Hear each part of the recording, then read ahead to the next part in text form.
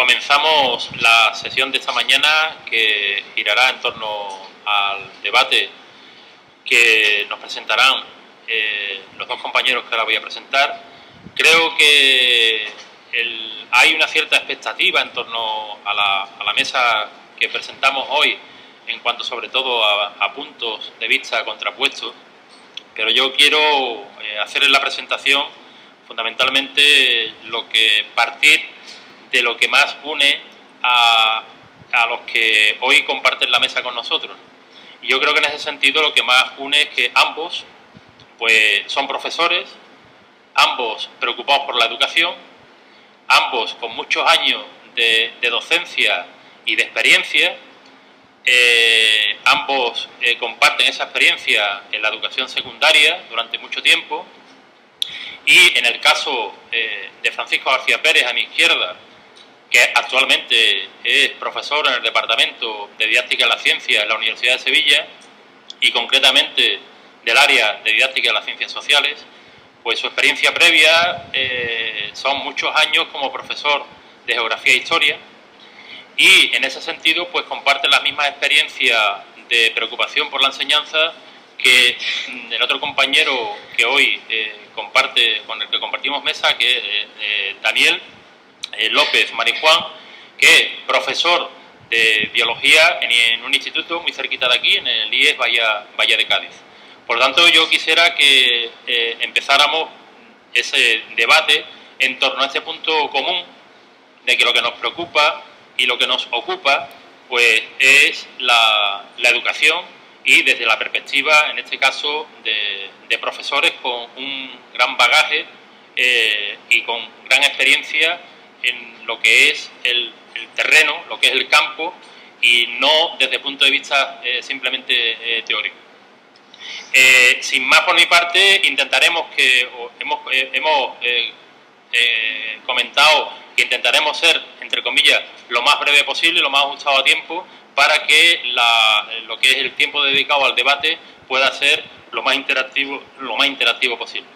Y sin más, le cedo la palabra a Francisco García Pérez, que nos introducirá con el tema que ha preparado como ¿por qué se aprende tan poco en el sistema escolar? Paco. Muchas gracias, Gregorio. Gracias, Gregorio, digo.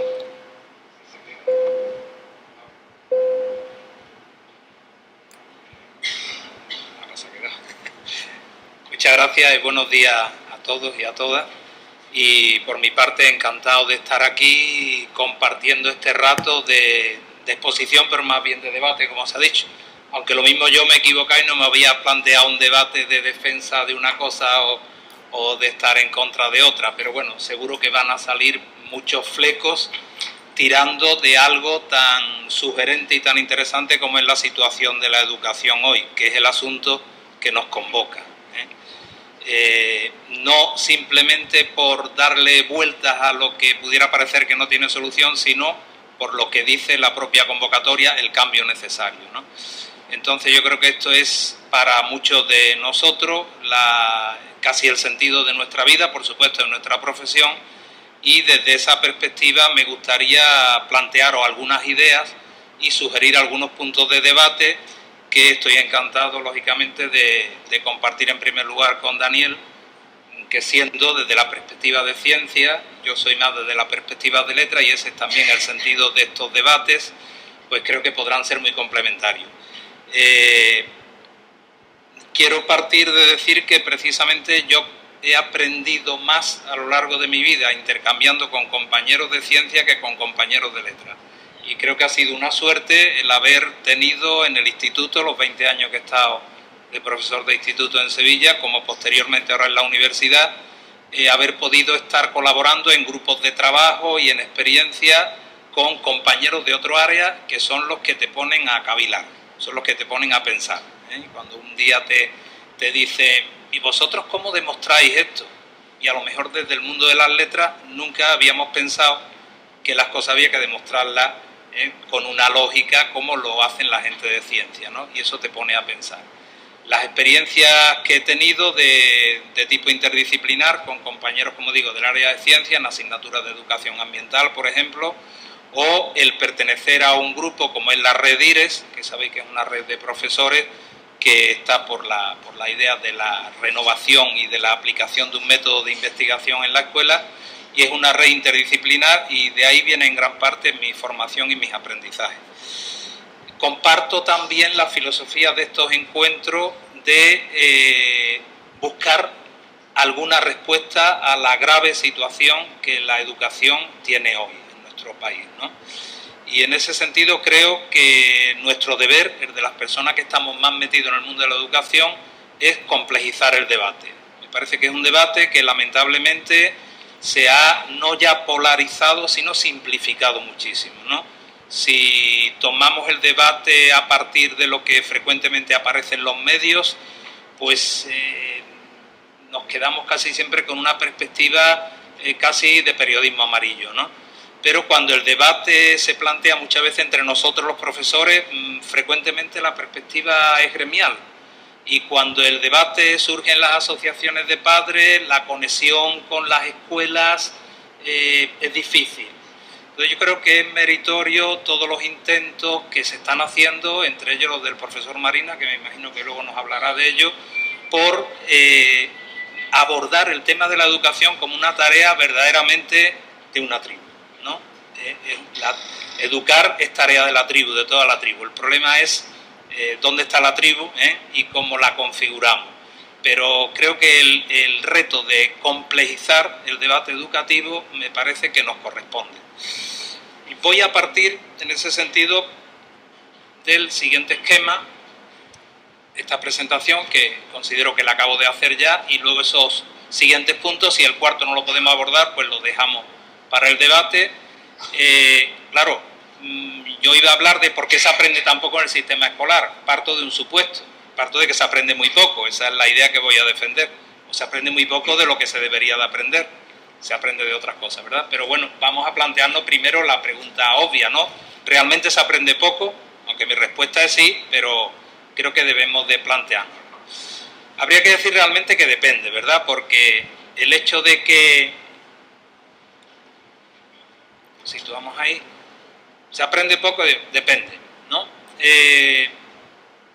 De algunas cosas se aprende mucho, ¿no? En el sistema escolar, desde que entran los niños, pues aprenden a entrar en fila, a permanecer sentados muchas horas, a estar callados, a controlar sus movimientos, a soportar a compañeros que no ha elegido, a agradar al profesor o a la profesora, a buscar cómo triunfar en los controles, en los exámenes, etcétera, etcétera, ¿no?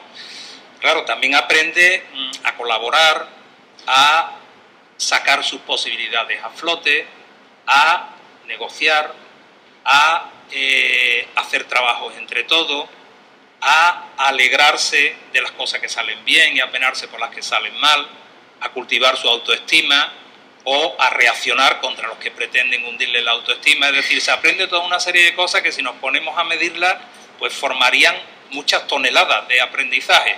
Pero resulta que esos no son los aprendizajes que supuestamente, o al menos explícitamente, dice la escuela. La escuela, cuando habla de aprendizaje, aunque sí habla de, digamos, de enseñar valores y todas estas cosas, pero la escuela fundamentalmente establece un currículum, lo organiza por áreas desde muy pronto y pretende explícitamente que se aprendan toda una serie de contenidos bien estructurados, bien organizados, secuenciados, etcétera, ¿no? Y ahí es donde yo creo que no se aprende. Es decir, realmente se aprende muy poco de lo que el currículum dice que debemos de aprender. Al menos yo me sitúo en esa posición, que es una cuestión que luego podemos debatir. Me baso en mi experiencia y cualquiera de nosotros, si recurre a su experiencia, yo creo que también podría o tendría que confesar que de la mayoría de las materias que hemos cursado en nuestra vida escolar no nos acordamos de nada o de casi nada. Rentabilizamos muy poco nuestros aprendizajes.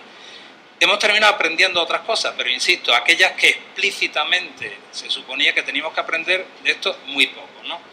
No me detendré mucho en ejemplos, pero ya sabéis que hay investigaciones muy sugerentes sobre el tema. A mí me gusta especialmente la que ha desarrollado José Manuel Esteve de la Universidad de Málaga con su equipo, y que, bueno, pues una especie de, se convierte en una especie de juicio de examen a la propia cultura escolar, ¿no? José Manuel Esteve, sabéis que planteó hizo una selección de preguntas de exámenes del segundo ciclo de la ESO y las estructuró viendo las que buscaban pues memorización, comprensión, razonamiento, aplicación, etcétera, es decir, toda una serie de intentando abarcar un espectro amplio de lo que significa aprender.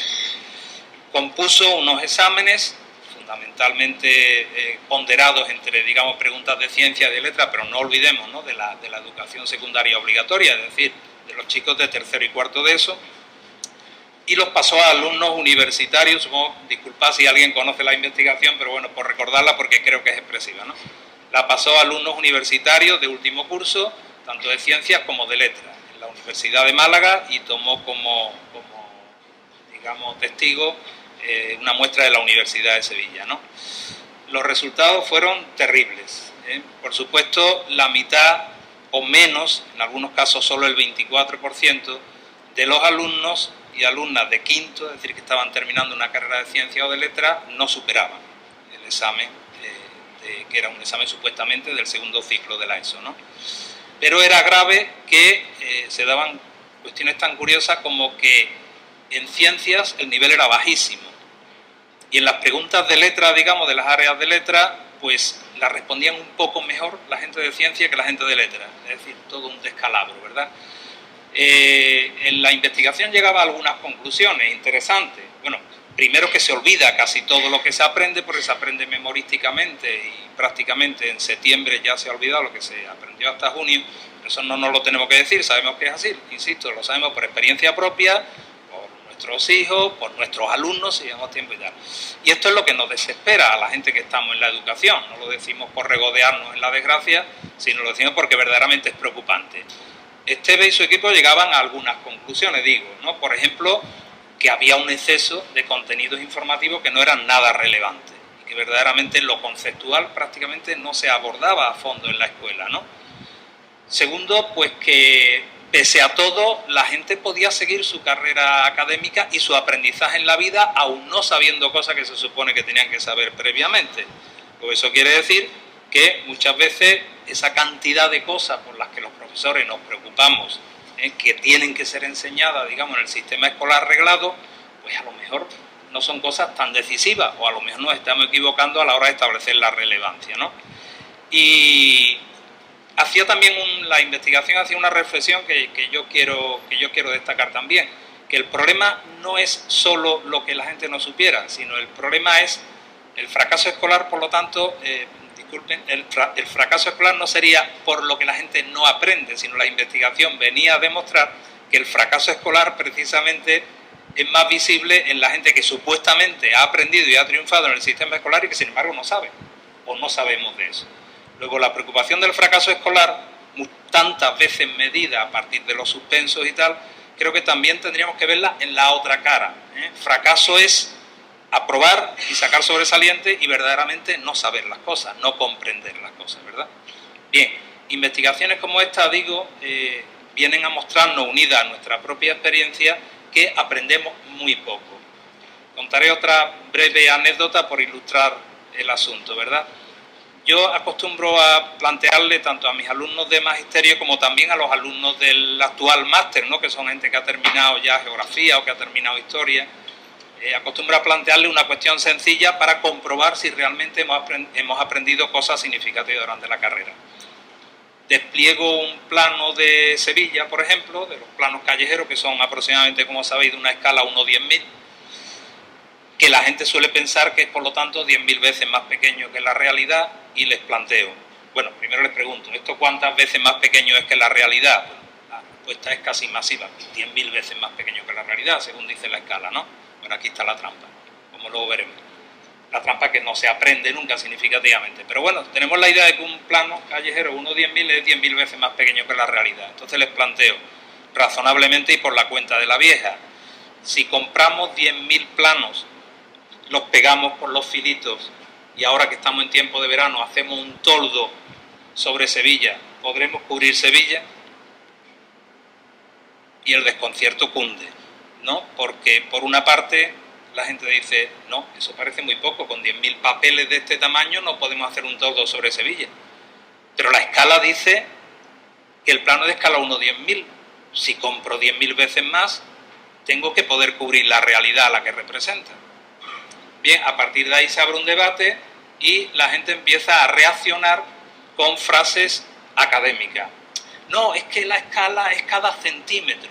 Da igual que sea cada centímetro. No, es que eso es que cuando era la superficie había que multiplicarlo por algo. Y empiezan a salir, digamos, nuestros tics escolares que vienen a demostrarnos que aprendimos bien la definición de escala en la clase de geografía y aprobamos, que aprendimos en la clase de matemática que cuando la escala era de superficie había que elevarla al cuadrado, pero eso no significaba nada para nosotros, pero nunca tuvimos en la escuela una situación de aprendizaje en la que pudiéramos comprobar si con un plano o con 100 planos podíamos tapar el patio de recreo o nuestra clase o lo que sea. Ni nunca tuvimos una oportunidad o no se nos dio una oportunidad de representar un itinerario, de construir a partir de una experiencia una representación gráfica, pero habíamos estudiado la escala, habíamos estudiado definiciones, sabíamos hacer los problemas, una cosa ocurría en geografía, otra cosa ocurría en matemáticas. Yo creo que esto demuestra, bueno, primero que el conocimiento que se aprende en la escuela es frío, separado de la realidad, fragmentado, porque de la misma realidad unas cosas se aprenden en matemáticas, otras cosas se aprenden en geografía, y en definitiva poco relevante, porque si yo desembarco en una nueva ciudad y me bajo en la estación, despliego un plano y creo que simplemente la realidad que yo voy a visitar es 10.000 veces más grande que mi papel, estoy muy equivocado, porque es 100 millones de veces más grande. Hay una pequeña diferencia, lo que pasa es que nunca, a lo mejor me voy a ver en esa situación, pero si tuviera que hacer cálculo me costaría muy caro, ¿verdad? Quiero decir, no aprendemos verdaderamente para comprender el mundo, no aprendemos vinculado a la realidad. Bueno, con el ejemplo solo pretendía decir que es verdaderamente lastimoso que tanta energía, tanto tiempo, tanto esfuerzo de profesores se malgaste y no aprendamos cosas verdaderamente relevantes. Se aprende en definitiva con el ejemplo que, con estos ejemplos y con estos comentarios he querido mostrar más bien que en la escuela sí que se aprende, pero parece que se aprende más lo implícito, lo que no está explicitado, lo que frecuentemente le llamamos currículum oculto, que lo explicitado. Lo explicitado se aprende poco, incluso los que triunfan o los que triunfamos en superar eso no quiere decir que lo hayamos aprendido, ¿verdad? Sin embargo, la escuela sigue ahí, y si la escuela sigue ahí será porque en último término está cumpliendo una determinada misión. Lo que pasa es que no es, me temo, la misión que la escuela dice pretender. La escuela está ahí probablemente como depósito de personas, está ahí como recurso social que es necesario para que nuestro modelo de sociedad siga funcionando. Y claro, a lo mejor tendríamos que pensar si este artefacto, que lo podemos ver así medio organizado en la Prusia de final del siglo XVIII y sobre todo luego se estructura en el siglo XIX tal como lo conocemos, si este artefacto realmente es un artefacto válido tal como está en el siglo XXI, ¿verdad? No es que vayamos ahora a plantearnos pues posiciones antiescolares a lo Iván Illich, pero creo que merece pensarse si con el mismo artefacto y sin grandes cambios, sin cambios cualitativos, la escuela puede seguir sirviendo. Mi hipótesis es que no. Interpreto que gran parte de los conflictos que hoy vivimos en la escuela no son más que la manifestación de este desajuste. Es decir, un artefacto social generado en una sociedad, en un capitalismo determinado del siglo XIX y que con toda una serie de cambios, pero no cambios radicales, no cambios en profundidad, sigue funcionando en el siglo XXI. ¿Hasta cuándo? Pues no lo sé, hasta que el desajuste se haga insoportable. Se puede hacer insoportable en forma de conflicto, en forma de fracaso o de otras formas. O a lo mejor hay una escapada y de pronto por la tangente de lo virtual se escapa todo y todo se empieza a hacer online y ya no hay que estar por allí presente, ¿no? Pero el artefacto no funciona. ¿Por qué se aprende entonces, y paso al punto central, por qué se aprende entonces tan poco en el sistema escolar? Como estoy intentando, digamos, mostrar o demostrar. Pues casi lo diría con una cuasi tautología, es decir, se aprende poco porque en el sistema escolar no se dan buenas situaciones de aprendizaje.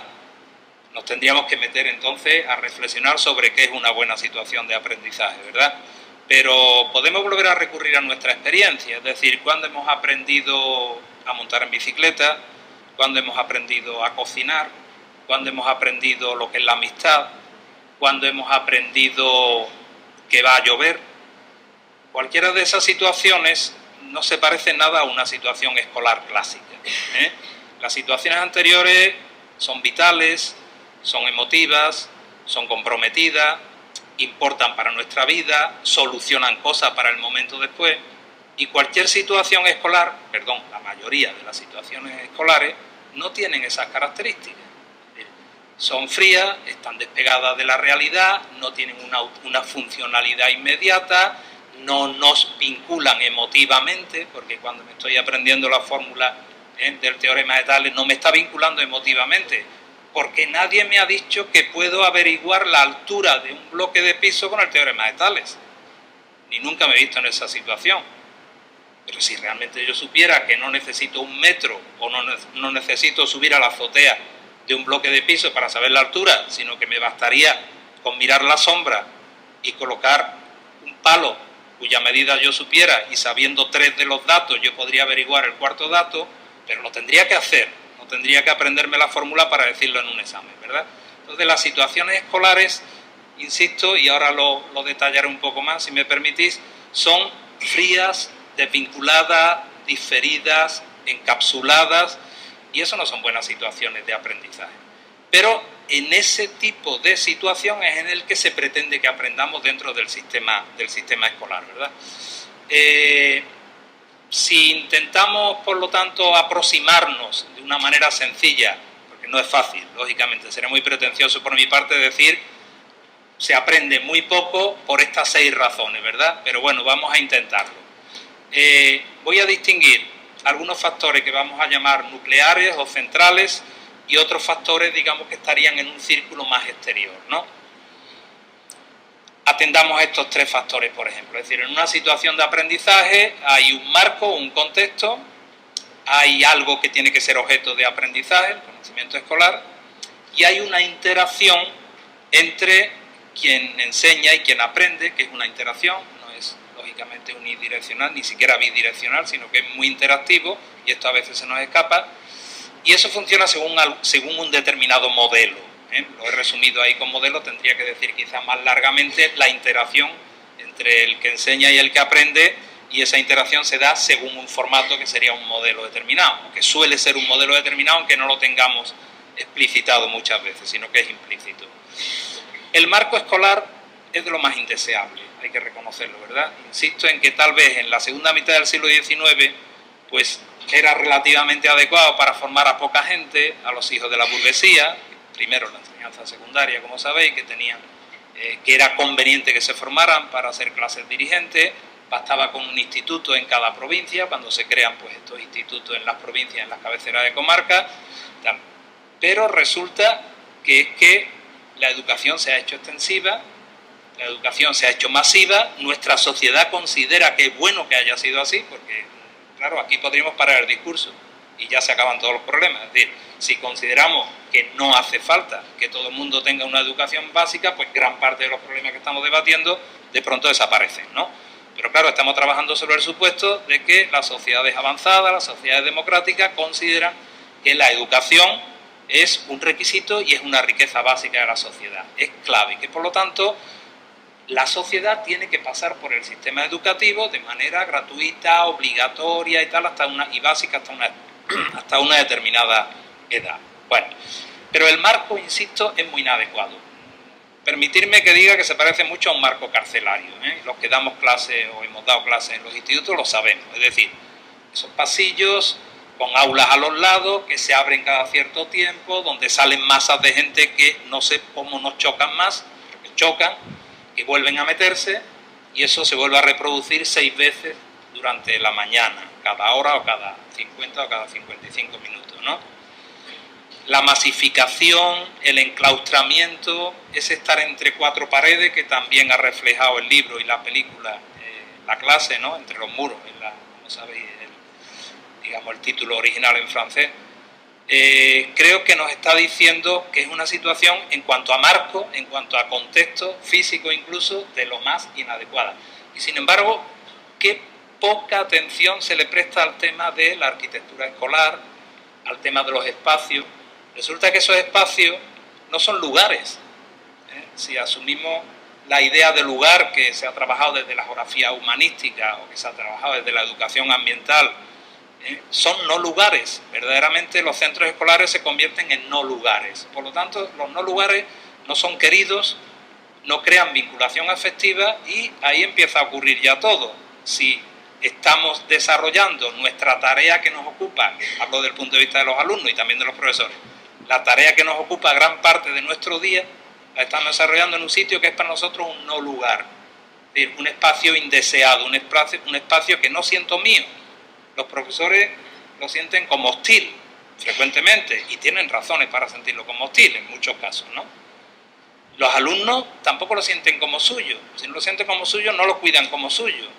Ese tipo de espacio, y si lo combinamos con el cronograma, es decir, con ese tipo de tiempo parcelado que parcela el conocimiento, pues empieza a condicionar mucho las situaciones de aprendizaje. No me quiero extender mucho en este factor, pero creo que con estas pinceladas quedaría expresado que el contexto es de lo más inadecuado para que de verdad se dé una situación de aprendizaje. Bien, adelanto que si tenemos interés por la educación, entonces nuestro esfuerzo tiene que ser muy grande para ir luchando contracorriente contra todos estos factores. Ese es el punto cuarto que no me dará tiempo a desarrollar. El segundo aspecto, la interacción entre enseñante y aprendiente, digamos, entre profesor y alumno, se desarrolla según un formato, el segundo factor he dicho el conocimiento escolar, ¿no? El conocimiento escolar, desarrollemos primero esta idea, no es, como muchas veces creemos los profesores, la mejor síntesis del buen conocimiento que la sociedad ha ido generando. Las investigaciones sobre materias escolares y las investigaciones sobre sociología de la educación han ido mostrando, y las hay muy interesantes, sobre todo yo destacaría las que ha desarrollado Goodson y las que en España ha desarrollado, por ejemplo, Raimundo Cuesta en el área de ciencias sociales, han ido mostrando cómo el conocimiento escolar que termina por aterrizar, digamos, en los centros escolares, en los libros de texto, en los discursos de los profesores, en las interacciones de clase, no es el mejor resumen del conocimiento científico. Por supuesto, hablaré solo de lo que conozco un poco más. La historia escolar poco tiene que ver con la historia que hacen los historiadores. Algo tiene que ver con la historia que hacían los historiadores positivistas del siglo XIX, eso sí, pero poco tiene que ver con la historia que hacen los historiadores hoy. La geografía escolar poco tiene que ver con lo que estudian los geógrafos hoy, que estudian cosas interesantísimas.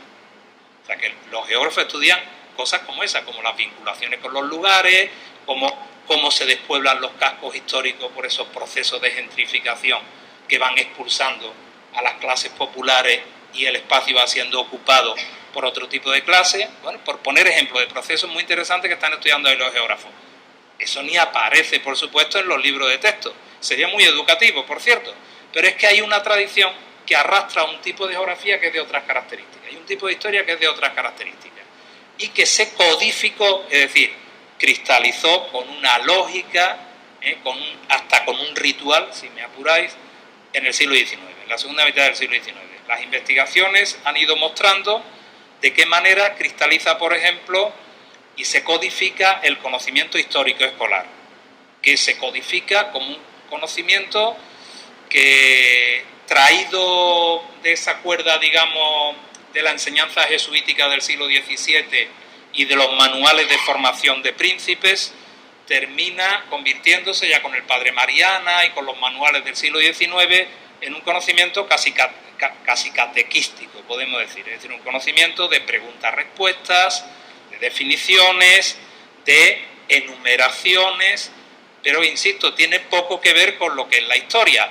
Pero puede ser que en el siglo XIX sirviera como barniz cultural para lo que tenía que servir en aquel momento, es decir, para dotar de una apariencia de cultura a los hijos de la burguesía. Pero cuando hoy decimos que la historia escolar tiene que servir para entender el mundo en que vivimos y para entender cuándo y cómo España se ha forjado como nación y por qué puede ser plural o no plural, y cuando intentamos entender lo que es la globalización, pues yo creo que poco nos sirve esa especie de recorrido ritual por las etapas de la historia que ni practican los historiadores ni realmente sirve para la comprensión del mundo. No me detendré más, pero he querido solo ilustrar con este ejemplo que el conocimiento escolar que solemos manejar, y perdón, como es natural por todas las excepciones, porque sé que la gente que está aquí lo está porque está interesado en hacer otras cosas, pero hablo del conocimiento escolar dominante, está codificado, encapsulado, diferido en el tiempo, en el sentido de que lo enseñamos en un momento para que luego, cuando el alumno esté en la sociedad, no sé cuándo, sepa lo que tiene que votar, ¿no? Y ahora, ¿por qué no estudiamos lo de ahora y tiramos de esa cuerda y utilizamos nuestro mejor conocimiento científico para trabajar esos problemas, ¿no? Por fin estaría el modelo, y con esto prácticamente voy a terminar, es decir, el modelo de interacción entre el que enseña y el que aprende. El modelo de interacción, el que mejor se ha adaptado precisamente a todo lo anterior, es decir, a ese marco escolar, a ese tipo de conocimiento codificado, frío, legitimado por la tradición. El modelo que mejor se adapta es, yo como profesor soy poseedor de un saber y transmito ese sagrado saber al que está ahí. El que está ahí no sabe, el que está aquí sí sabe, transmite y transmite una cultura. Claro, el problema es que transmite una cultura fría y absolutamente despegada de los intereses y de las posibilidades de aprender que tiene el alumno. Entonces, ese modelo de interacción, así, tal como está planteado, también tiene muy pocas posibilidades de generar situaciones de aprendizaje. Con estos tres rasgos, comentado como veis muy rápidamente, pretendía decir que los elementos básicos que intervendrían en una situación de aprendizaje, de pronto los hemos visto convertidos en factores de que no se aprenda. Y dejamos un poco más para la discusión que tenemos ahora otros factores externos que terminan de empeorar las cosas. Si queremos empeorar el contexto escolar, pues tenemos las políticas educativas que con cambios balanceantes de leyes y escasos acuerdos y escasa estabilidad legal, reglamentismo, etcétera, poco ayudan a fomentar un contexto que estimule el aprendizaje. Si miramos un poco a los alumnos, pues los alumnos son producto social y por lo tanto lo que llega allí, en definitiva, nos está mostrando cómo es la sociedad. La sociedad se mira en ese espejo de los alumnos, le gusta muy poco y reacciona diciendo que los alumnos son muy malos. Pero es que son el espejo de la sociedad. Yo creo que tendríamos que pensarlo.